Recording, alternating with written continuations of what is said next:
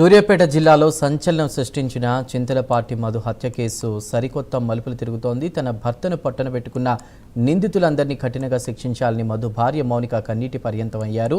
ఈ దారుణ హత్యకు సంబంధించి ఎంతటి వారినైనా వదిలిపెట్టవద్దని ఆమె డిమాండ్ చేశారు. తన కుటుంబానికి ప్రభుత్వం న్యాయం చేయాలంటున్న చింతలపాటి మధు భార్య మౌనికతో మా correspondent Shankar face to face. దశాబ్ద కాలంగా నడుస్తున్న రాజకీయ కక్షలు ఒక నిండు ప్రాణం బలి అయిందని చెప్పుకోవచ్చు. 2 రోజుల క్రితం మెలకారం గ్రామంలో చింతలపాటి మధు హత్యకు గురయ్యారు. అడిగి తెలుసుకునే ప్రయత్నం చేద్దాం. చింతలపాటి మధు వాళ్ళ భార్య మనతో పాటున్నారు. మనతో అడుగుతాం. మేడం చెప్పండి, మొదటిగా మధు ఎన్ని గంటలకు బయలుదేరారు? మీకు ఈ విషయం ఎప్పుడు తెలిసింది? బయటికి వెళ్ళిండు. నా ఫోన్ ఖరాబ్ అయిపోయింది.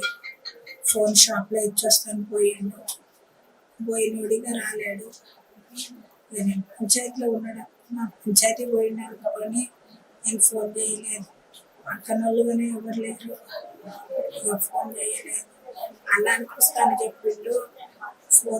ఫోన్ బాగా చెప్పించుకొని వస్తానని నా పెద్ద పాపకు చెప్పిండు. బయటికి వెళ్ళిపోయిండు. 4 అయితే 4 గంటలకి ఆడబిడ్డ భర్త ఫోన్ చేసి మధు నువ్వు ఆడిమా మధు అని అంటే, బావ నేను క్యాంప్ ఆఫీస్లో ఉన్నా బావ, నేను ఇంటికి వస్తున్నా బావ, ఇంటికి రా మధు నీకు ఎండలేను అని అంటే, నేను ఇంటికి వస్తున్నా మధు అని అన్నాడంట. ఇంటికి వస్తున్న మనిషి మళ్ళీ ఫోన్ చేయగానే ఆడబిడ్డ భర్త మళ్ళీ ఫోన్ చేసిండు. దగ్గరికి వచ్చి మధు నాకు నేను మధుకు ఫోన్ చేసిన